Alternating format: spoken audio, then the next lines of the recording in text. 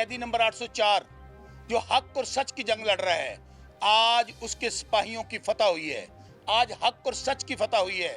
हम बाहर जाते हैं तो पुलिस पकड़ लेती है, वो बाहर जाते हैं तो पब्लिक फड़ लेती है। आज चौधरी परवेज लाही साहब का, जिन्होंने इमरान खान का सच्चा सिपाही और मुहिब्बे वतन पाकिस्तानी होने का सबूत दिया है, जो डट कर खड़े हैं। इसी तरह अगर मैं अपनी बहन सनम जावेद को खराज तहसीन पेश ना करूं, जो गुज़श्ता 10 महीनों से जिस हिम्मत के साथ, जिस दिलेरी के साथ, जिस जुल्म और जबर का मुकाबला कर रही है, अब भी वो बाहर आती है तो वो यही कहती है, इय्याका नअबुदु व इय्याका नस्तईन। डीएसपी, एसएचओ, पटवारी, ये जो रिटर्निंग अफसर बने हुए ये कौन है? इनको स्टेट का मुलाजिम होना चाहिए, ये उनके मुलाजिम बने हुए हैं। हमें सिर्फ फील्ड दे दें, सिर्फ फील्ड। यकीन मानिए, खान के खिलाड़ी, पाकिस्तान का नौजवान इसको ऐसे फील्ड करे, ऐसे लेवल करेगा। नस्रुम मिनल्लाहि व फतहुन करीब। सबसे पहले तो अल्लाह का लाख लाख शुक्र अदा करता हूँ और अपने हलके के लोगों, NA 163 डिस्ट्रिक्ट बहावलनगर के अपने बुजुर्गों का, माओं का, बहनों, बेटियों, नौजवान और ख़ास तौर पर कैदी नंबर 804 इमरान खान के चाहने वालों का। आज कैदी नंबर 804 जो हक और सच की जंग लड़ रहा है, आज उसके सिपाहियों की फतह हुई है। आज हक और सच की फतह हुई है। बैरिस्टर मसूद शाहज़े मसूद साहब, बैरिस्टर मियां अली इशफाक साहब, हमारे इन भाइयों ने यहाँ से नहीं, हाई कोर्ट से केस को कंटेस्ट करना शुरू किया और यहाँ पे आज तकरीबन 2.5 से 3 घंटे इस केस की समाअत हुई। मैं ये समझता हूँ कि आज चौधरी परवेज लाही साहब का, जिन्होंने इमरान खान का सच्चा सिपाही और मुहिब्बे वतन पाकिस्तानी होने का सबूत दिया, जो डट कर खड़े हैं। इसी तरह अगर मैं अपनी बहन सनम जावेद को खराज तहसीन पेश ना करूं, जो गुज़श्ता 10 महीनों से जिस हिम्मत के साथ, जिस दिलेरी के साथ, जिस जुल्म और जबर का मुकाबला कर रही है, अब भी वो बाहर आती है तो वो यही कहती है, इय्याका नअबुदु व इय्याका नस्तईन। इसलिए मैं ये समझता हूँ कि आज सुप्रीम कोर्ट में जो बेंच था, उन्होंने हक और सच की फतह हुई है, लॉ की फतह हुई है, रूल ऑफ लॉ हुआ है। जो कानूनी बातें हैं, मेरे दोनों बैरिस्टर साहबान खड़े हैं। मैं तो सिर्फ एक बात कहना चाहता हूँ, इस वक्त पाकिस्तान में जिस तरह पाकिस्तान की सबसे बड़ी पार्टी जो 70-80% है, लोग कहते हैं कि शहरों में है, मेरा तल्लुक जनूबी पंजाब के सबसे पसमानदा जिला डिस्ट्रिक्ट बहावलनगर से है।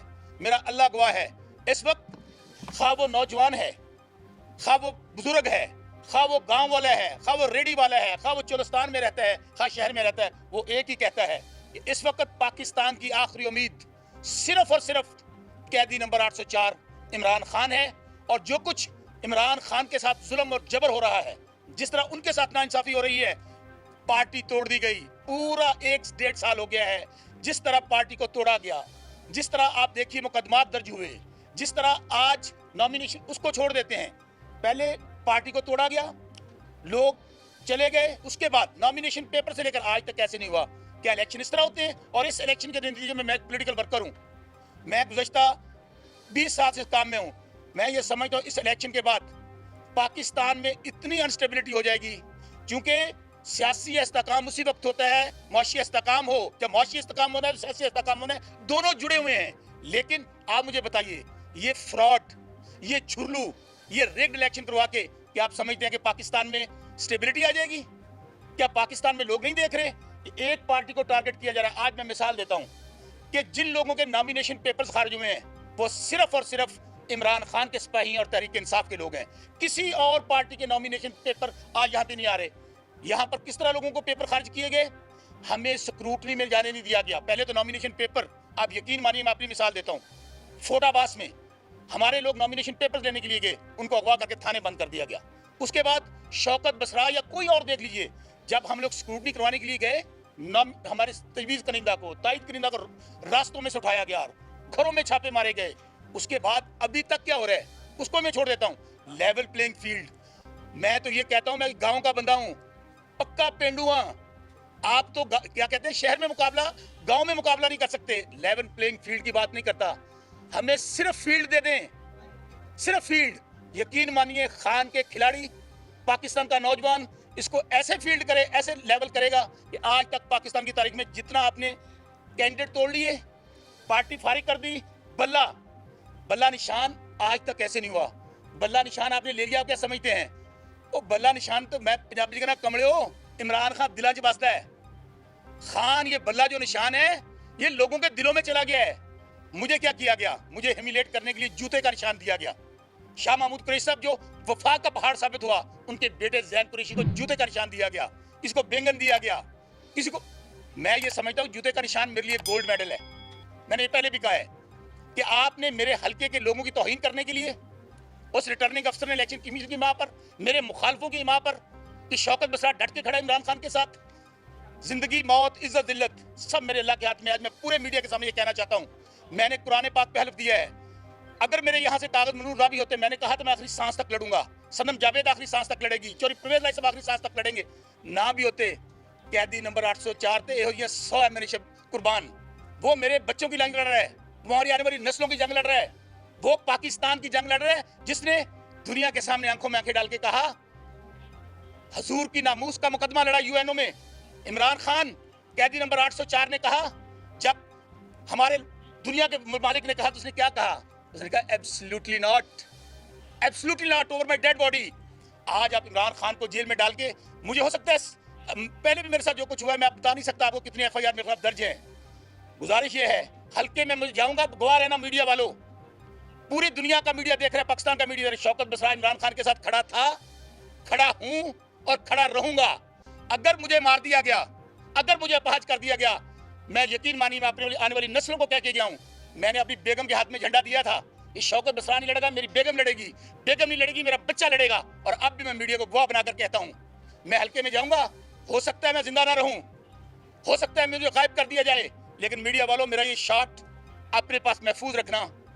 शौकत बसरा की जान चली जाए, शायद पाकिस्तान के काम आ जाए, शायद हमारा पाकिस्तान, जिसके लिए इमरान खान आज क्या मुकदमात हैं, 150-200 मुकदमात, वो इमरान खान जिसके ऊपर एक मुकदमा नहीं था 70 साल में, आज जब आप कोई मुकदमा साबित नहीं कर सके, कोई करप्शन का मुकदमा साबित नहीं कर सके, तो आप जब बात आपका मुखालिफ आपकी माओ बहनों बेटियों तक चला जाए, समझ लीजिए कि आपका मुखालिफ हार चुका है। आज बात मेरी याद रखिएगा, इमरान खान एक हकीकत है पाकिस्तान की। मैं आज भी कहता हूं कि इमरान खान जो पाकिस्तान से, उनसे मुज़ाकरात कीजिए, उनसे डायलॉग कीजिए। आज एक नौजवान, एक इनकलाब आ चुका है, पाकिस्तान तब्दील हो चुका है। आज का नौजवान वो सिर्फ ये कहता है कि मुझे ऐसा लीडर चाहिए। अब ये इलेक्शन सोलिंग नाली का इलेक्शन नहीं है, ये सीवरेज का इलेक्शन नहीं है, ये हक और बातिल की लड़ाई है। नौजवान ये देख रहा है कि मेरा मुस्तकबिल इमरान खान की शक्ल में है, मेरा मुस्तकबिल उस कैदी नंबर 804 की शक्ल में है जो कहता है इय्याका नअबुदु व इय्याका नस्तईन। इसलिए मैं आज फिर एक दफा अपने मियां शाहजेब मसूद साहब का, मियां अली अशफाक साहब बैरिस्टर, दोनों भाइयों का और हमारे बाकी दोस्त सबका शुक्रिया अदा करता हूँ। आखिर पे मैं फिर खराज तहसीन पेश करना चाहता हूँ, कमले मावा ते तियां सब दियां साझियां होंदियां ने।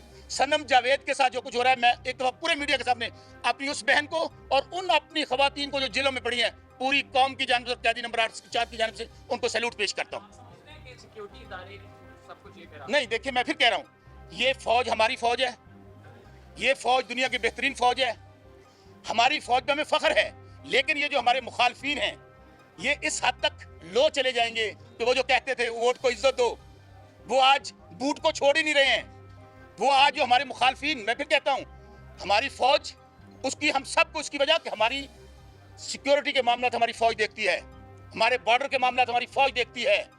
पॉइंट ऑफ व्यू पे बात हो सकती है, लेकिन ये कहना ना, इमरान खान ने क्या कहा है कि मेरे से ज्यादा फौज की पाकिस्तान को जरूरत है।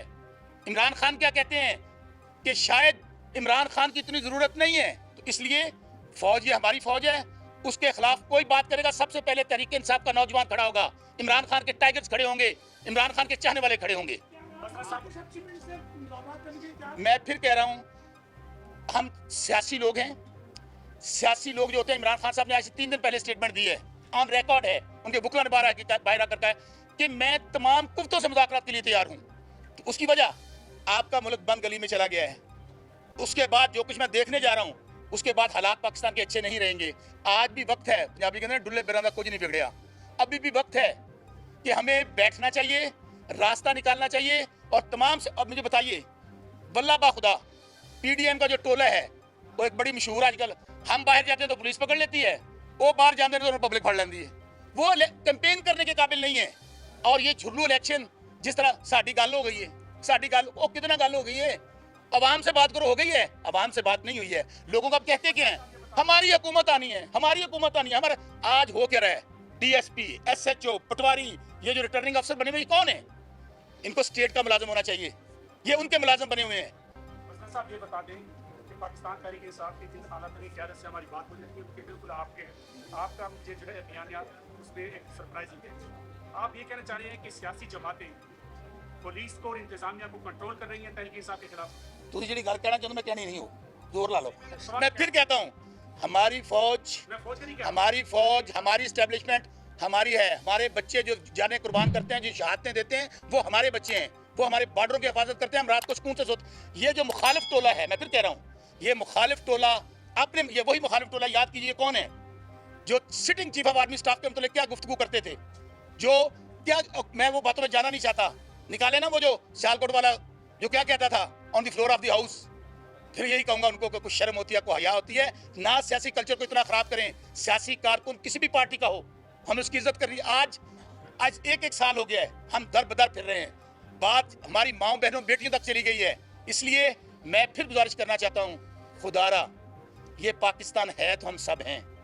खुदारा हम सब मिलकर, मैं फिर कहता हूँ, इमरान खान के अलावा, कैदी नंबर 804 के अलावा कोई और रास्ता नहीं है।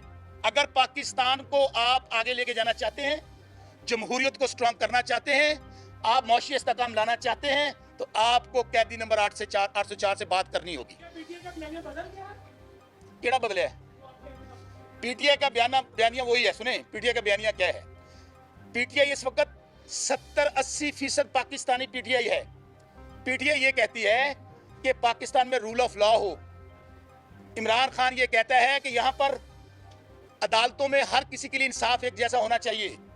यहाँ पर फेसेस के साथ आपको इंसाफ नहीं मिलना चाहिए। यहाँ पे आप अंदाजा कीजिए कि आज मैं पीपल्स पार्टी का हिस्सा रहा हूँ, पीपल्स पार्टी का हिस्सा रहा हूँ। आज वो पार्टी क्या कर रही है जो अपने आपको बड़ा डेमोक्रेटिक कहती है? जितना जुल्म जबर इस 6 महीने में 102 लोग कहते हैं मुलव्वस हैं। क्या कहा है सबने? मजम्मत नहीं की 9 मई की, सबने की है। जो मुलव्वस हैं उनको कीजिए ट्रायल उनका। शौकत बसरा का 109 मई के मामले में मुलव्वस है। मैं अपनी बात करता हूँ। उस वक्त मैं अपने हल्के हरुणाबाद में मौजूद था। इसी तरह पूरा पाकिस्तान, भाई 102 लोग हैं, कार्रवाई कीजिए।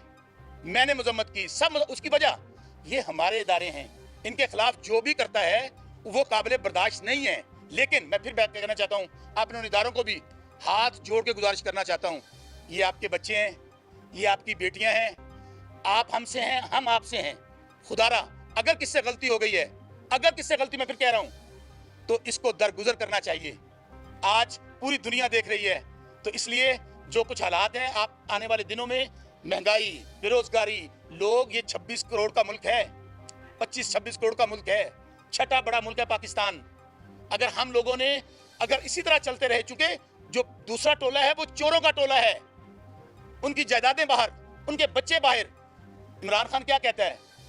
खान कैदी नंबर 4 कहता है कि बाद में माजी में क्या होता था, डील करते थे और खाना काबा में बैठ के जाकर कहते थे कि हमारी कोई डील नहीं हुई। बाज क्या 5 साल दी हुई है, फिर क्या 10 साल दी हुई है। तो खान क्या कहता है? मेरा मरना जीना पाकिस्तान में है, मेरी डेड बॉडी तो जा सकती है, मैं पाकिस्तान से नहीं जाऊंगा। मैं फिर कहूंगा, मैं अपने इदारों से कहूंगा कि ये जो पार्टियां हैं, ये सिर्फ और सिर्फ पाकिस्तान की तबाही कर सकती हैं, बर्बादी कर सकती हैं। एक पार्टी है, पॉइंट ऑफ व्यू डिफरेंट हो सकता है, सोच डिफरेंट हो सकती है। अगर कोई कहां पे कोई चीज कमी कुताही होगी है तो उसको इग्नोर करके तमाम लोगों को रास्ता देना चाहिए। और इस इलेक्शन के नतीजे में मुझे बताएं ना, ये जो इलेक्शन है, क्या इसको कोई क्रेडिबिलिटी रह गई है? मैं आप साथी भाइयों से पूछता हूँ, कोई क्रेडिबिलिटी मुझे बता दे कोई साफी कि इस इलेक्शन, आप इनको बिठा भी देते हैं, इन चोरों को जेल के अंदर सारी गल हो गई है, पब्लिक से तो बात नहीं हुई, अगर आप रिजल्ट अनाउंस कर देते हैं, 6 महीने ये नहीं रह सकेंगे।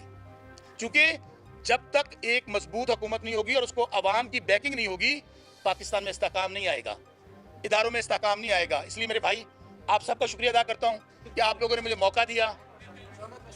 हुण गल मेरे बुकला ना करो जिन्हें मेहरबानी कराई साडे ते यार मियां शफाक साहब। जवाब दे दें, आप आज़ाद हैसियत में अब इलेक्शन में जाएंगे, जीतने के बाद कौन सी पार्टी जाएगी? मैं बताता हूँ आपको, मैंने कहा था मैं इमरान खान का था, हूँ और रहूंगा। मैंने कुरान पाक पे हल्फ दिया, शायद आप लोगों के गुजरा हो।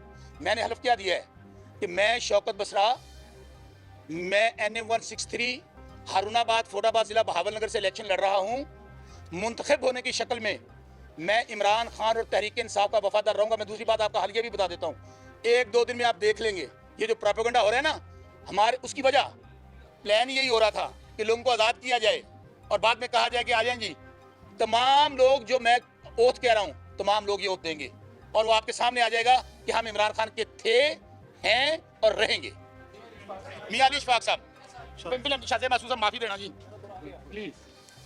जी सलाम।